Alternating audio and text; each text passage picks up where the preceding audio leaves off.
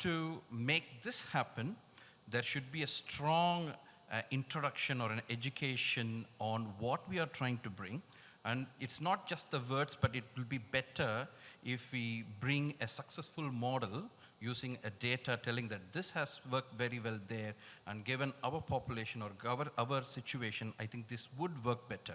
So we need to make the people from whom we want to change to understand what is the difference we are expecting. The third important thing is the communication. The problem, what happens is whenever we put forth a change which we want to bring in, because the healthcare system consists of different hierarchy of people, when the communication of information moves from hierarchy to hierarchy, it gets so much diluted. And as I told, whenever we are forced to a change, we always identify the negative aspects of it rather than the positive aspects, and people show so much hesitation to change these things. And finally comes the financial factors. Almost most of our healthcare sector anywhere in the world is overstretched, and we, at least in my opinion, we all work more than what is expected.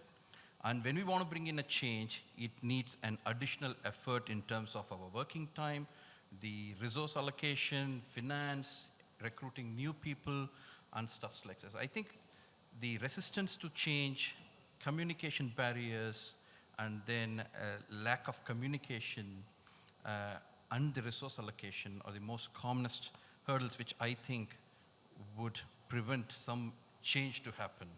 Yes, absolutely. Yeah. There is a now invention of the technology, maybe solve the issues, whatever you said, most probably will be in a positive note. Next, coming to Mr. Paul. Mr. Paul, hi. How can hospitals ensure that communication system value inputs from ground level workers and senior managers equally? Thanks so much for the question. So working in Japan, I work in a very diverse environment. Number one, the military is there. We have Japanese nationals that work in the facility. And so there's kind of a different sense of how to communicate, so the culture communicates within that environment. And so one of the things that is critically important is for senior leadership to communicate that everyone's opinion is valuable and it's important. What we do at our facility is, we have a suggestion box where everyone who finds that there's an issue, they can bring that to bear and have our senior leadership actually consider that. And when they submit their suggestions, there's actually a requirement for our what we call a triad, which is the three senior most folks, to review those, and then they disposition them to the director who might provide a solution for that. And then it's either communicated to the individual if they want to be anonymous. In some cases that's communicated to the masses if necessary or if that's proper. But there is a result that's provided, so to make sure that those issues are addressed. But once again, I think it's really on senior leadership to make sure that everyone in the facility, their opinion is valuable. Yeah, absolutely. And I am adding to what you are saying. In the military system, you are working in a military hospital. So how healthcare technology and artificial intelligence is utilized in communications and in mode of data privacy and ethical concerns? So although AI is actually an area that the military is advancing in, it's not really, at least at my facility just yet, an area that is actually widely used. And part of that has to do with the risk of information and also data. So it's actually an area that I know that the military is actually considering, but it hasn't made it to a wide use in the medical field just yet. Okay, it's a good explanation, Mr. Paul. Now we'll move to Lavina. Lavina, how can you hospital leadership empower nurses and other frontline staff to take ownership of real-time situation management? And what role does culture play in this empowerment? Very good evening to all of you, and thank you, Dr. Simona, for the question. Before we delve into how do we empower the frontline staff, I would like to just elaborate a little bit on culture and how it is the driving force behind empowerment. So just using the word culture as an acronym, and I'll just quickly go through what each of these words stand for. So I would start by saying that C, the very start of culture, it starts with communication, and my fellow colleagues on this panel have already mentioned enough about it. You cannot communicate enough, because communication actually talks about the decisions of the board, the governing leadership, at multiple levels. So communication is definitely one of the most important components of a culture. U stands for understanding the needs of your frontline staff. You don't understand that, you're not going to plan anything accordingly. So first is, can you be those understanding people who will stipulate what kind of needs these frontline staffs require. L stands for leading by example. Paul here very correctly said it starts from the senior leadership. We are talking about the frontline workers, but the senior leaderships lead by example. They need to show, and empowerment is going to come from the senior leadership only. So lead by example. Coming back to T, T is teach teamwork. And I'm saying especially teach teamwork because unless you teach how teamwork has to be done, instead of just advising to work in a team, you have to teach how to work in a team. So teach teamwork to the frontline workers. Unless you teach them the teamwork, you won't be able to see any results coming up. So that's T. Again, U, have uninterrupted supplies. That's what I would say. If you want your frontline workers to stand up in a emergency situation, or in a disaster situation, or in a safety issue, or any kind of emerging issue that is coming up, you need to ensure that there is an uninterrupted supplies. Any kind of supplies, be it manpower, resources, as Dr. Manikandan here said about, any kind of. So uninterrupted supplies has to be in place. These are foundational blocks. Then we can come to empowerment. This is how you will ensure that empowerment happens. R stands for being realistic with your expectations. So when I'm saying being realistic, it doesn't mean underestimate your frontline workers. Also, don't overestimate your frontline workers. You are a CEO of a hospital, so there are some expectations by a CEO. At the same time, the frontline worker is supposed to deliver something on those borders. So have realistic expectations, set and empower them realistically. Do not cast the burden of the whole organization on them, but at the same time have realistic expectations. And build resilience, very important. I think one of the most truest characteristics we came post-COVID was we were resilient. We could come out of it and face with a better preparedness when the second wave hit us and the third wave hit us, and it kept hitting us and we kept coming back. So I think resilience is important. And last is E, any culture of an organization, especially right up to the last person, if somebody needs to understand that, it has to be empathy. If you can't show empathy to your frontline workers, you cannot empower them. They will not believe the empowerment is given to them. So basis these fundamental blocks, if you are empowering your staff, and I'm going to pick something from the military background of India, and if Paul has another view, he can definitely add to it. If there is a best example, what Indian military teaches about is delegation. They call it strategic corporal. It's a fantastic way of delegating responsibility to the next younger officer in command in lower ranks. So when there is a war situation, or they're anticipating something, or there is a problem, even if they're commanding officer somewhere else, the next in line will automatically assume their role. They are trained in it. They're not left to, just deciding on the spot. They're not put on a spot there. They're trained, empowered, written in a protocol, taught accordingly. So I think that's very key aspect of it. The second aspect parallel to military, which we can adopt here by empowering frontline staff, would be adaptability and to change. So change is going to happen. You cannot anticipate, there's what kind can happen, we will not know. 2005, when I came to Dubai for the first time, the tsunami hit. So it was a new thing happening. 2020, COVID hit. So we don't know what can happen, when can happen, so change. And the last, what I would say is persistence.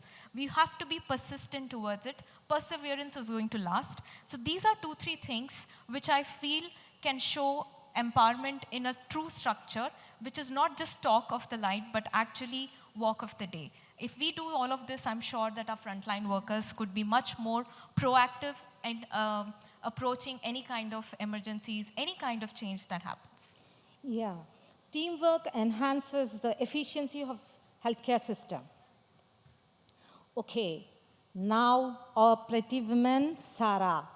Sarah, now tell me, what is the real-time situation management in a hospital setting? And how does it differ from traditional approaches to situation management? Good evening, good evening, everyone. Thank you for the question. Yes. So when we talk about management in a hospital, we can look at it in a good variety of aspects. I'm a physician, so I will address this question in a clinical setting. When we talk about real-time management in a clinical setting, it means, and we imply, that in hospital, on a daily basis, our doctors and physicians and everyone that works there has the ability and the instrument to make fast and effective decisions based on all the elements that they have at hand. And they can change. So it means what and how fast and how effective can we adapt to the situation, finding solutions in an emergency situation. And hospitals, that's what they do, right? That's what hospitals are for. They intake patients in an emergency situation.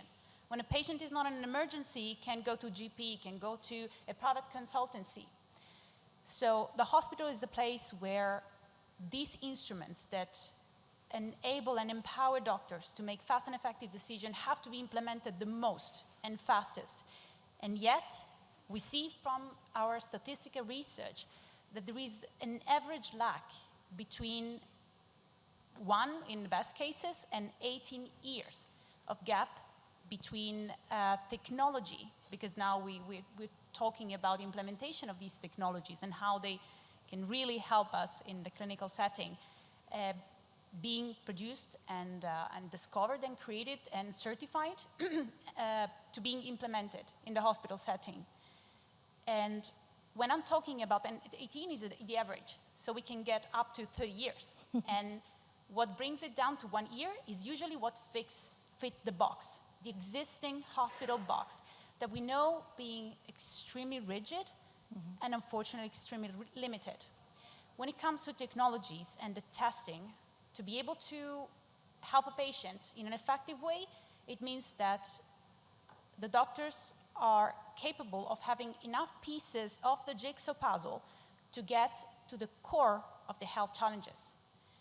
I don't want to call it our healthcare system a disease care system, but it is true that we're actually addressing, in most of the cases, the consequences of what is actually happening behind the curtain that made it possible for the disease to develop in the first place. We today have technologies, and I say we do have them because I work with them on a daily basis. We have technologies that help us to extrapolate not just a much extensive amount of data of our patients, but in a much faster time, in shorter time window, and enable us to get to the core of health challenges, which means that the approach to our patient aims to fixing those health challenges by the root, and this is possible. The problem that we see today is how, and we need to discuss about this, how can we fasten the implementation of these technologies? How can we push from the inside, from our perspective, from who is working inside the hospital, how can we push to expand this box that is the hospital? Because it is not just about having a proactive approach, because this is what doctors do. They have a patient, they have to decide in real time, in that moment. But it is impossible today in a hospital to have a minute-by-minute extrapolation of data that I know are useful for me to make a serious decision. So what happened in hospital, as it was mentioned in one of the panel before, is that doctors have to rely on protocols. Because the data that they have at hand in a real-time situation are not enough, and they are not all the time pertinent and useful to understand what is causing those health challenges. So to reply to your question, I think that we do already have a real-time approach, but it looks like we don't, simply because we don't have the right tools to express that at its fullest. And I believe that the implementation of these technologies, especially in the diagnostic phase, will really enhance and empower our doctors in a hospital setting. Yeah. For handling the acute emergencies, the traditional approach of management, the pyramidal hierarchy, now changes to the flat hierarchy. This enables the healthcare system handling the acute emergencies effectively and increase the patient safety and decrease the patient mortality and morbidity. Now, after a set of one round, we next go to the second round to the Dr. Hitendra. Mr. Hitendra, as someone on the front lines of healthcare delivery, how do you perceive the impact of hospital culture on real-time situation management, especially during the critical scenarios like emergencies? How does hospital culture impact the effectiveness of emergency response efforts? And what strategies can be employed to promote a proactive approach? No, that's a very good question. Our southeast, we are a coastal area next to the Dover. So we have a lot of emergencies, like anytime. If it could be weather related, it could be, drowning, English Channel. And not only this, I think we live in the world of uncertainty when it comes to the disaster. And last few years, we have been taught very well. So the hospital culture is really very important to prepare. The preparedness is the key. And it comes through the senior managers who are not experienced in these kind of a clinical situation. So a teamwork, I think you have spoken, my colleague, very well for the culture.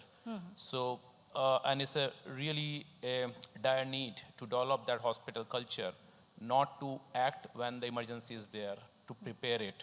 And during pandemics, not only the hospital, all the business, other people, they have learned it very well. And those who learned are surviving very well. And they survived, actually. Yeah.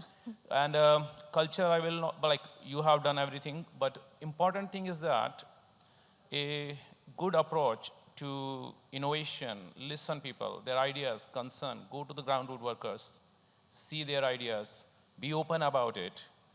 Let's embrace the new technology, proactive approach, and then make some kind of a rapid task group in the hospital with a good management. So for me, this is 365 days, prepare every day. So that should be embedded in your culture. Yeah, true.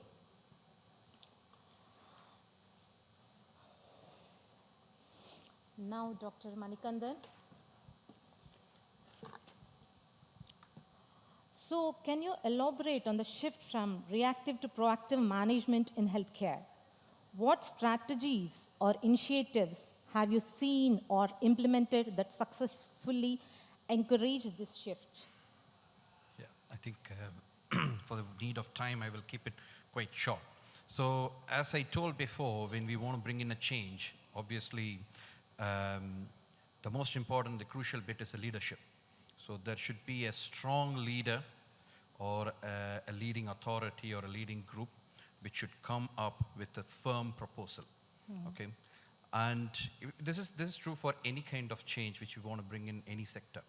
So once they come with the proposal, The next step they need to do is spreading the knowledge on why they want to bring this change. As I told, along with definitive data or the previous studies or research or some model which worked out very well elsewhere.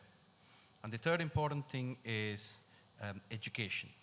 Yeah, before you implement it, as Lavina told, we cannot achieve a change overnight. Okay? We should have a strategic planning with an incremental goals. And again, these incremental goals should not be a fixed one. It should be a dynamic process, and we should review on our progress and try to change and address the needs. Again, this is any change which has been successful in one geographical location may not be successful in other areas. So we need to give importance to the local culture, local disease prevalence, and various factors. So leadership, then educating the people, and then slowly bringing the change. Now and then audit what is happening and whether we are achieving the same kind of a result from what it has been successful before. If needed, do those changes now and then reach the goal. And most importantly, human beings would love to be rewarded. Okay, I think we should give some kind of an incentive when we try to bring in a change for them to proactively bring in a change. So I think these are all the various strategies, whatever the change we want to bring in whatever level of healthcare. I think this is how we approach. And there are plenty of examples, as I told before. I think Dr. Hitendra has clearly told how COVID had helped up to bring in a change. One best example is the ambulance crew resource allocations during the COVID. Yeah, that's what I want to tell. Thank you. Okay, because we are running short of time, so let's conclude our session. Now the transformation is going to be a constant change that you will witness, and discussion is never ending. But our time together has come to an end. I had like to extend my sincere gratitude to our esteemed panelists for their invaluable insights and to our audience for their engagement. As we conclude, let's remember that transforming hospital culture to promote a proactive approach to real-time situation management is not just a necessity, but a shared responsibility. Together, we can make strides towards safer, more efficient healthcare delivery. And thank you all for being the part of this important discussion, and I wish you a wonderful day ahead. Thank you very much for that panel. I'm just going to ask you all to take one step to the front of the stage so we can have a lovely group picture in front of the table. Yes, there you go. Fantastic.